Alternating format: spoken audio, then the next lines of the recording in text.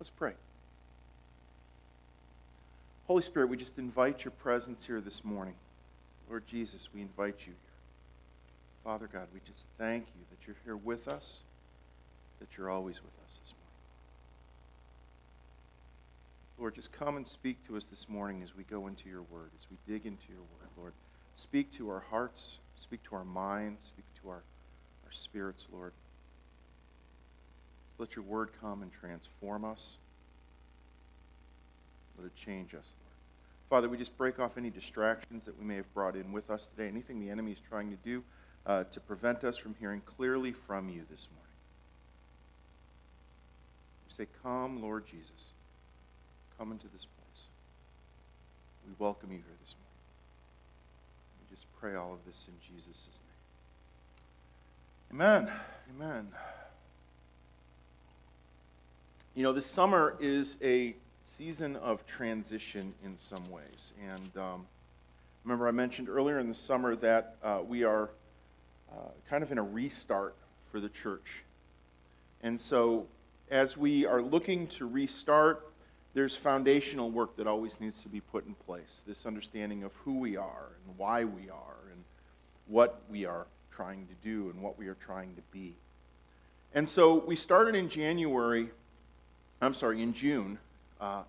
by talking about a discipleship model, a rhythm that we were trying to implement into the church. And it was actually something we had years ago, decades ago, a little over a decade ago that we were doing it, and then it kind of got bookshelved, and we forgot about it. And the Lord, there's a group of us who are working together trying to figure out what it is that the Lord wants to do in this church, that's trying to co-discern where we're going and what we should do. And the Lord brought this back to our attention. It was something that we called MG3 back in the day and still today.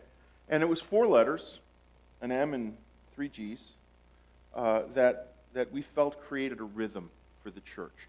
The first one was meet, this idea of meeting with Jesus. Are you meeting with Jesus daily? And the importance of that in our spiritual life as we grow. If we're not meeting with Jesus, then we're kind of adrift. And this is the foundation of what our faith should be, of where we're growing. The second one was the first G, the second letter was grow. Are we growing in faith? Are we growing in community? And what are we doing to do that? And this is more dealing with study and discipleship and being a part of the community. This is the idea that we grow as we grow together. The third one was give. How are you giving to the community? And this is all about service. You know, the Bible talks about one another's, love one another, serve one another, take care of one another. How are we investing in each other's lives? And we looked at our gifts, and we asked the question, you know, how are we taking the gifts that God has given us, the spiritual gifts, the financial gifts, the whatever, the things that the Lord has put into our lives, and how are we investing that? How are we giving that back? Our time, our talents, our treasures. And then the final one we looked at was go. And this was the question of what are we doing outside of the church? Matthew 10 is one of my favorite verses of all time. As you go, preach the kingdom, heal the sick, cast out demons. Freely you've been given, freely give away. This idea that what the Lord has done for us is not just for us, but something that we're supposed to take out into the world. And we kind of let that float for a bit. We said the question for that was, you know, as you go, who did you bless? And I hinted that in July, we would begin to unpack what go really looked like for us as a church, what the mission that God has called us to do, how we interact with our community, how we evangelize, and what that was going to look like. You know, as we looked at the letters, it's interesting. The first 3 are somewhat internal. They're things that we either do personally or they're things that we do here in the church. We do as a community. But go is different. Go's different. Go's outside. goes about telling people about Jesus. And it's all something that we know we're supposed to do, but it's also something that many of us are afraid of doing. I mean, think about it. We've got this picture of our mind of what evangelizing to the world looks like. We have a picture of like a street corner preacher or that annoying friend who always seems to be telling everybody about Jesus and annoying them in the process. And when we step back, we think, I don't know if I want to be any of those guys. We become fearful of that. I have a good friend who's a pastor here in town, and he's a missionary. Comes from a missionary background. And so every now and then, he takes a group of people and goes into one of the parks and brings some speakers and does a good old-fashioned gospel presentation in the park to whoever will listen. And I think that's cool. But I don't have the personality to go and do that. He's comfortable with it. I struggle with it. And I would assume that many of us feel the same way. We know it's something we're supposed to do, but we struggle with it. See, but sharing our faith is still something that we are all called to do. Jesus makes that absolutely clear in Matthew 28 in the Great Commission. He says this, starting in verse 16. Then the 11 disciples went to Galilee, to the mountain where Jesus had told them to go. When they saw him, they worshipped him, but some doubted. Then Jesus came to them and said, "All authority in heaven and on earth has been given to me. Therefore, go and make disciples of all nations, baptizing them in the name of the Father and of the Son and of the Holy Spirit, and teaching them to obey everything I have commanded you. And surely I am with you always to the very end of the age." Jesus is clear. He's called us to go and make disciples, to go out and make disciples, to go out to the lost and draw them to him. But we struggle with that. We struggle with the how. How do we do that? Well, we're going to spend the next couple weeks trying to answer that question, trying to unpack that on how we can do that as a community, as a church, each one of us. But before we do that, we need to fully understand the why. Why are we supposed to do this? Why is it so important to do this? To do that, we're going to start in Mark. So if you have a Bible, open it to Mark chapter 12, starting in verse 28. If you don't, it should be on the screen. Mark 12. Verse 28. It says this, "One of the teachers of the law came and heard them debating. Noticing that Jesus had given them a good answer, he asked him, 'Of all the commandments, which is the most important?' 'The most important one,' answered Jesus, 'is this: Hear, O Israel, the Lord our God, the Lord is one. Love the Lord your God with all your heart and with all your soul and with all your mind and with all your strength. The second is this: love your neighbor as yourself. There is no commandment greater than these.' 'Well said, teacher,' the man replied. 'You are right in saying that God is one and there is no other but him. To love him with all your heart and with all your understanding and with all your strength, and to love your neighbor as yourself is more important than all burnt offerings and sacrifices.' When Jesus saw that he had answered wisely, he said to him, 'You are not far from the kingdom of God.' And from then on, no one dared ask him any more questions." We've heard this passage probably a lot of times. A lot of churches grab this passage and make it their mission. Love God, love people. And any understanding of how we are as followers of Jesus to live our lives really starts here. This is the picture of what it's supposed to look like. And I really like what Jesus says at the end there. When he looks at them and he says, you're not far from the kingdom of God, with that understanding. Now, we claim to be kingdom people, so we need to understand what this means. And we need to figure out how to live it. So let's start at the beginning. Verse 29. The most important one is this: Hear, O Israel, The Lord our God, the Lord is one. Love the Lord your God with all your heart, with all your soul, with all your strength, or with all your mind, and with all your strength. That passage comes out of Deuteronomy chapter 6. It's something called the Shema. This is a prayer that the Jews are supposed to say every morning, continually. Hear, O Israel, the Lord is God, the Lord is one. Now, when we read it, it seems a bit confusing. Because we read it and we go, what is this Lord is one thing? What does that all mean? And what exactly does it mean, all your heart, all your understanding, all your strength? What does that mean? We struggle with that. We try to come up with explanations and simplified methods on what that looks like. Author Lois Tivenberg wrote this and suggested that a modern translation of that first part of the Shema should sound something like this for us. Listen up, Israel. The Lord is your God. He and He alone. You should love Him with every thought that you think. Live every hour of every day for Him. Be willing to sacrifice your life for Him. Love Him with every penny in your wallet and everything that you've got. Think about what that says for a moment. God is God alone, nothing else. We start with that and we think at times they're talking about pagan worship, like worshiping other gods, worshiping Satan or something like that. But that's not what it's getting at. See, in reality, we see who our God is by evaluating our lives.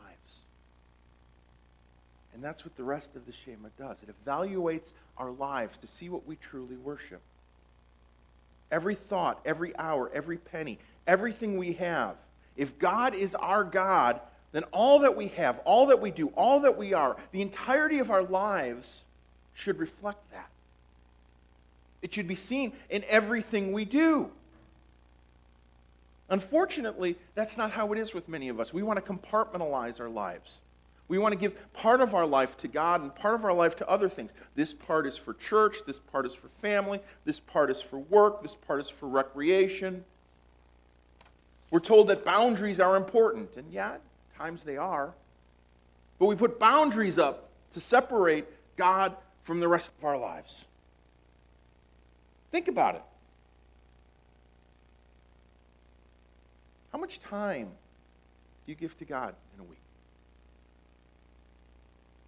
How much time do you give to your work for a week? How much time do you give to leisure for a week? There's an old teaching in the church about how we should handle our finances, right? 10% to God, 10% to savings, 80% to everything else. We divide our life somewhat like that. What Jesus is saying here is it's not 10, 10, 80. It's all. All of it goes to God. Every aspect of your life goes to God. All of your finances go to God. Everything you do goes to God. Now, that doesn't mean you need to bring your entire paycheck to the church and put it in the basket, okay? And it doesn't mean that you're supposed to spend all your time in church.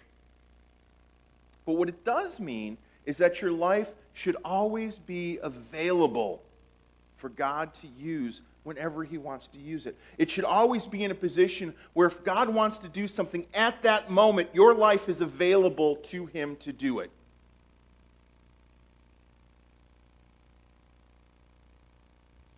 Notice what He says at the end of verse 33.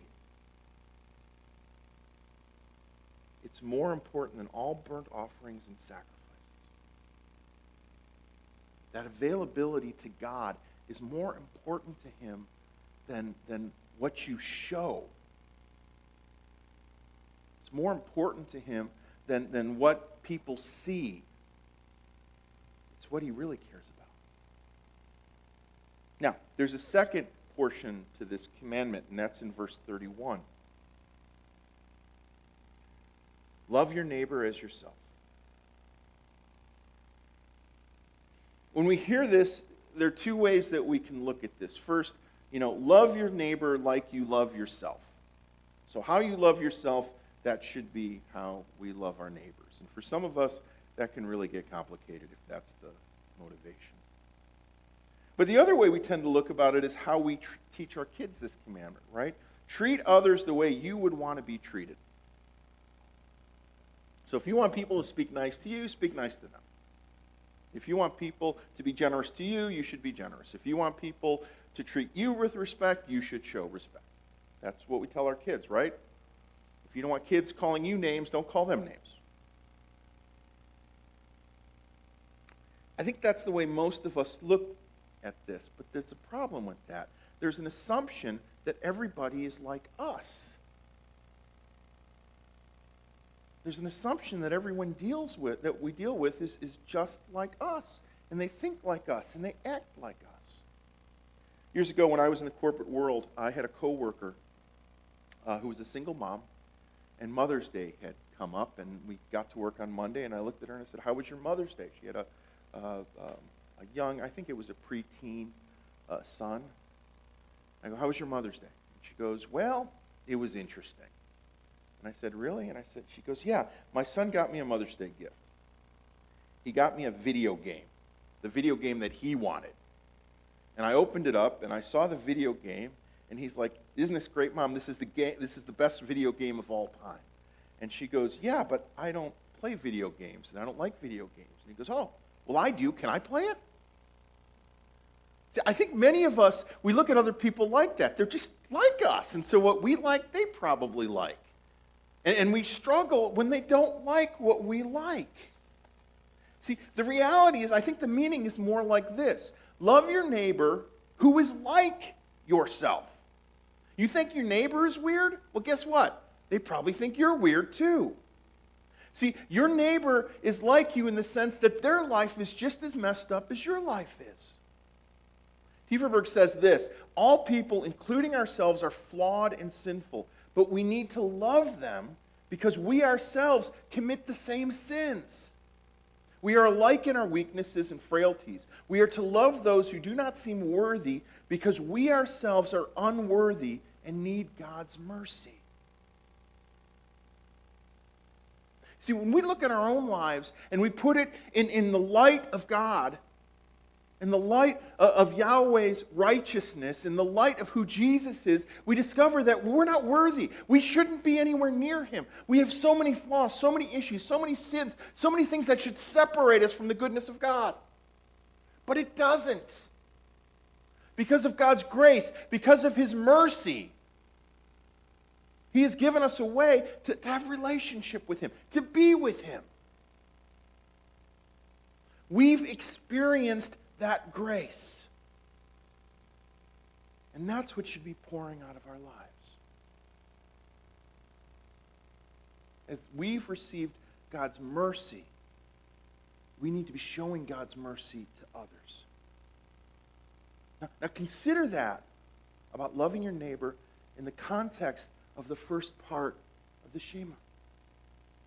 God is commanding us to give Him availability in the entirety of our lives. And when we do that, we can begin to show God's love and mercy to our neighbors because we received love and mercy from God. We're called to pour out of our lives what God has poured into our lives. That's what loving your neighbor is supposed to look like. The grace, the mercy, what God has given you, you pour out. Now, it's easy to say that, but sometimes it's extremely difficult to put it into practice. How do we show God's love and mercy to our friends, to our neighbors, to our coworkers, to our colleagues, to those who are part of our lives? I mean, we have as a church have asked this question for years, and we've struggled with it. And it seems to get to this point where we have this belief that you need a certain personality. You need to have a certain personality to do this well. And we've met these people who have that personality, who just gather people around them, who are charismatic, who can just, boom, they go and do it. And we evaluate our own lives and we think, yeah, I can't. I try to do that and I feel like a fool. See, that mindset, what happens is when we live in that mindset, it causes us to do absolutely nothing. We wait for other people to do it because we feel like we ourselves can't or shouldn't or aren't called or aren't gifted. I don't have the gifting of evangelism, so I can pass that on to somebody else who does. But Jesus' command in Matthew 28 wasn't just for a couple of us, it was for all of us. Go, make disciples. Go and do it. So how do we all do it? How do we all have the ability to do that? I was reading a book the other day by Dave and John Ferguson. Dave Ferguson's a pastor of a large church closer to Chicago. And there was an interesting story that really affected me. And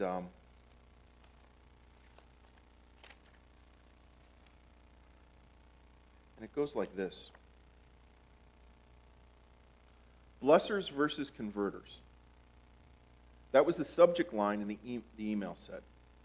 I didn't know who sent it, but as I read the context, I could see why the author was so excited about his doctrinal dissertation.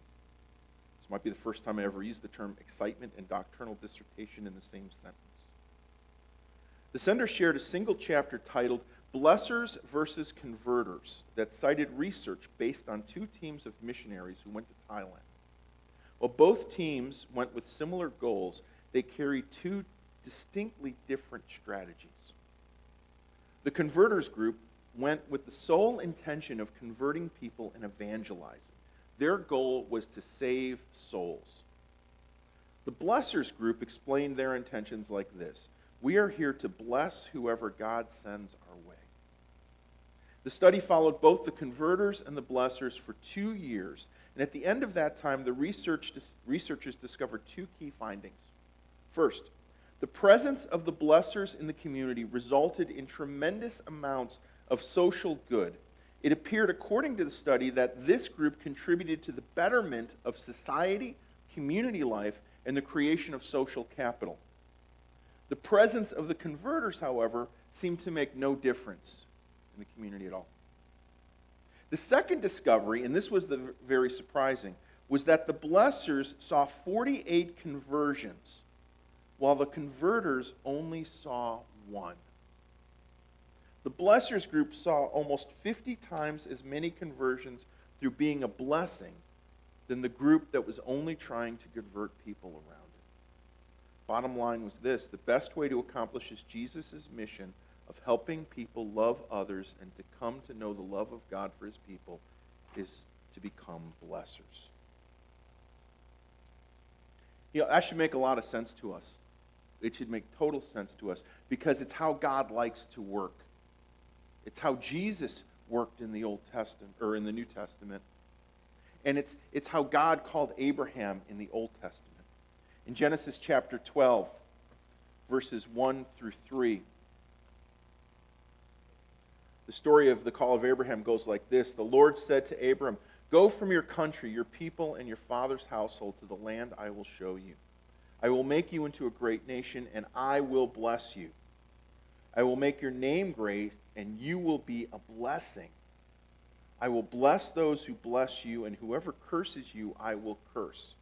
And all the peoples on the earth will be blessed through you." Notice what God tells him. He doesn't say, go out and tell everybody about me and get them converted so that they follow Yahweh and not all the other gods. He doesn't say that.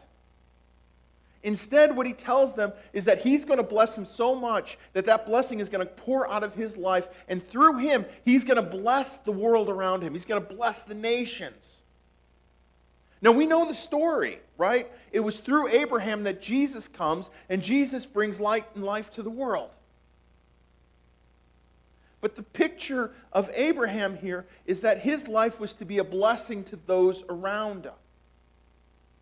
And so I think that's the call that God has placed on us as a church. To be a blessing to the people around us. And to do that, we've come up with a real simple acronym to the word bless. that's going to help us become a blessing to the world, but more importantly, to become a blessing to those around us. And it goes something like this. The B stands for begin with prayer. I want you to take a moment and think about the people that are immediately surrounding your lives. Think about your neighbors. Think about your coworkers. Think about your friends or family that don't know Jesus. You can go up to them and you can say, you're a sinner, you're going to burn in hell, you need to come and find Jesus now. Don't you know he died on the cross for you? And they're going to look at you, and some may convert and repent, and others are going to look at you and think you're wacko and turn around. Instead of doing that, what if you begin and pray for them? I mean, not like go up to you and, can I pray for you? No, just pray for them. What would that look like? If you took a couple minutes every day and just prayed. Lord, I pray for so-and-so. I pray for my neighbor, that they may come to know you. Boom, done. Begin with prayer. The second step is, listen. We like to talk. We really like to talk these days. And we want to make sure that people hear us and get our point of view. You ever be in a conversation that you were so busy trying to figure out how you were going to respond that you didn't actually hear a word that the person said? I'm guilty of that. What if we stopped and just listened to people? Just listen. People want to be heard. They're desperate to be heard. Take some time and listen. The third one, E, is my favorite. Eat. There's something amazing about sharing a meal with someone. There's something intimate about it. There's something just absolutely amazing about sharing a meal. It builds relationships. What if we ate with them? Went out for coffee? Went out for lunch? The next one is the first S. Serve. What if we served them next? Did something to help them? So your neighbor pulling out or doing some work on their house, what if you say, hey, can I give you a hand? What would that look like? Notice what's happening here. You're building capital, social capital. You're building trust. You're building relationship. You're allowing them to see into your life, which then leads to the final S. Share. Share your story.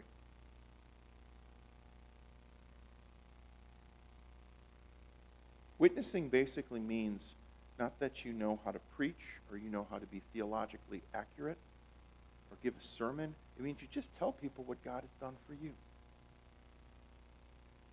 And when you build that relationship, as you've been praying for the person, as you've been listening to them and fellowshipping and eating with them and serving them, that opportunity is going to come for them. They're going to come to you and say, why is it, as Peter writes, why is it that your life is different? Over the next few weeks, we're going to unpack these a lot more than I just did now. And we're going to talk about what they could look like in the life of our church. But before we do that, I want to close with just one final thought. This past month has been really interesting. It's been really interesting for Cindy and I. Multiple words have been spoken to us in the past month about people coming. Lots of people coming, some from a distance. We were at prayer Tuesday night, and there was talk about a word about setting more chairs up and maybe not having enough room. Words like that usually are silly, not silly. They cause me to chuckle when I look around the room and think we don't need more chairs. But these words keep coming this past month. They keep coming, they keep coming. This past month, I've had multiple conversations with a bunch of different people. They keep coming and telling me there's something different about this place. There's a different feel. There's something different about this place.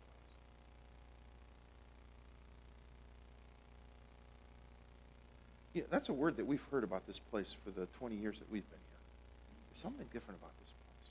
And the joke that Cindy and I have always had is that we're the best secret in DeKalb. I think all that's true. I think there is something different about us. I think the Lord is about to do something with us. And we're positioned in an interesting time right now because there's a hunger in the world around us. There's a major hunger in the world around us. The world right now is filled with division and strife. We no longer just put a high value on being right, but now we must be right while at the same time attacking, belittling, and dare I say, cursing those who disagree with us. We have this idea of we take no prisoners. They don't sound like us, if they don't talk like us, if they don't think like us, if they don't look like us, we need to destroy them. That seems to be the way of the world these days. Curses, anger, and hatred. And I think because of that, there's a hunger and thirst for something different. A hunger for authentic relationships. The relationships that are based not on rhetoric, but on love. Consider what Jesus says in Luke chapter 6. If I can find Luke chapter 6. Starting in verse 27. But you who are listening, I say, love your enemies, do good to those who hate you, bless those who curse you, pray for those who mistreat you.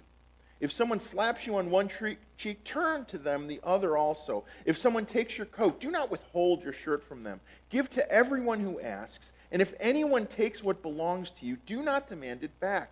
Do to others as you would have them do to you.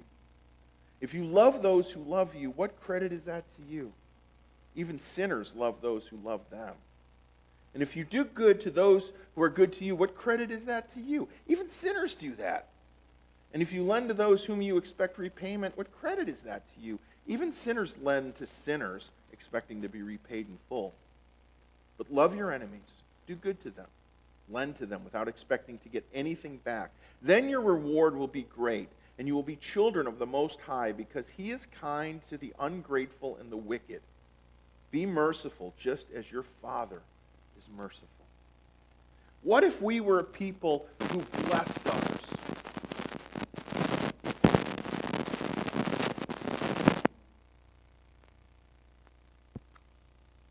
That was weird. What if we were people who blessed others? What if we were not only different here, but lived our lives and acted in the world in a different way, in a way that they didn't expect? What if we were a blessing to our community? This summer we've been looking at these two acronyms, MG3 and now BLESS. And it would be so easy just to dismiss these as what we've always done. Churches love acronyms. We love them. But we live in a world that's searching.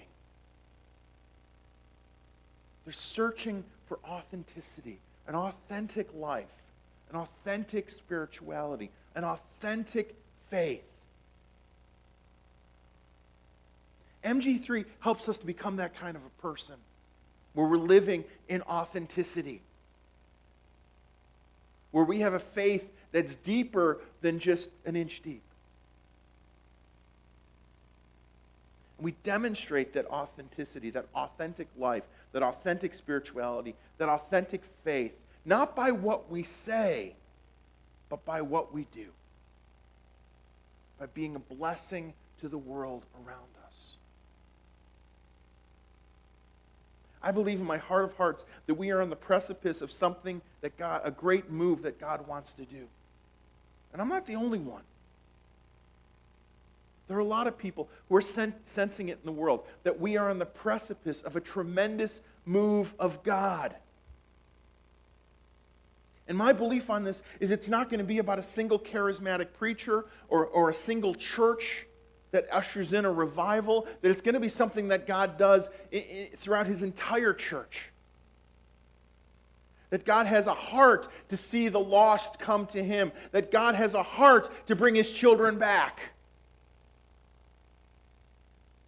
And God has always done it the same way. Jesus has always done it the same way. He does it through His people. We have a choice. What kind of people do we want to be? We can hunker down in here, and we can pray for ourselves, and we can experience this place for ourselves and just enjoy it for ourselves, or we can go out. We can be a blessing to the world, just like Abraham was called to be. And we could see God's kingdom advance into people's lives.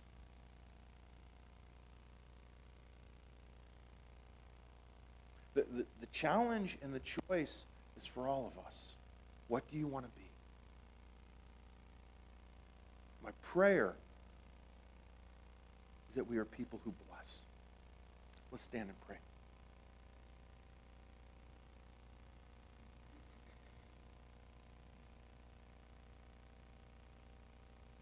Come, Holy Spirit.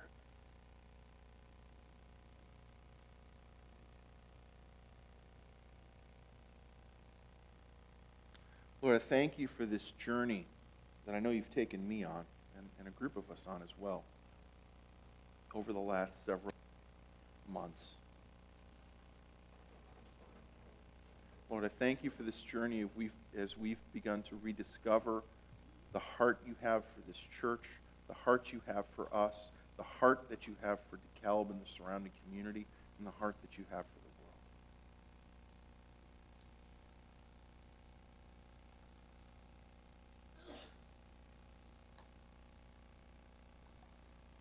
Now, Lord, we just come up to you today.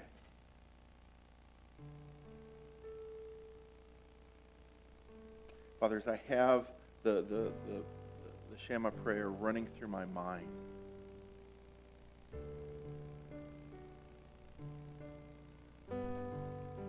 Lord, make us a people that lives that out.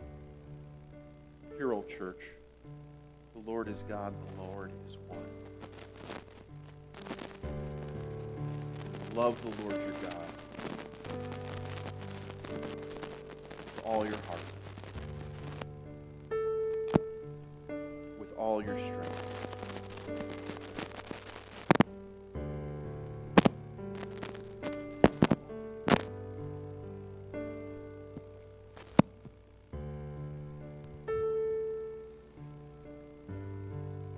Lord, let us be a people that lives that out every day. And Lord, the areas of our life that we've held back from you, Father, begin to illuminate those to us. Allow us to see the things that we're holding back.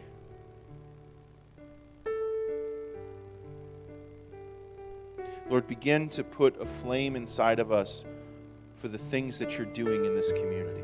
Lord, allow us to see the people around us who you see. Lord, allow us to see the people that we ignore, who don't know you, but Lord, you know them, and you desire to be in relationship with them. Lord, allow us to see the work that you've already begun. And Lord, give us the opportunity to participate with you.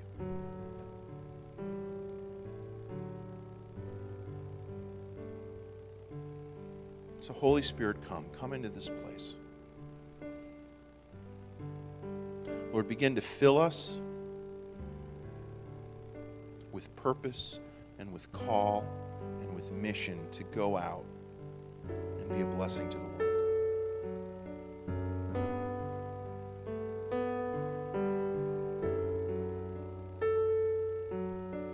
We're going to sing one last song, but I really sense that the Lord wants to do some ministry today. And I really sense that what it is there are some of you who really believe that you're called to go out, that you're called to make a difference, but there's just something that's preventing you. Be it fear, be it anxiety, be it a rebuke. And I think the Lord wants to minister to that today, that the Lord wants to come and begin to break some of that stuff off, to release you into the things that he's called you to do, to release you into those relationships, to begin to draw people to him.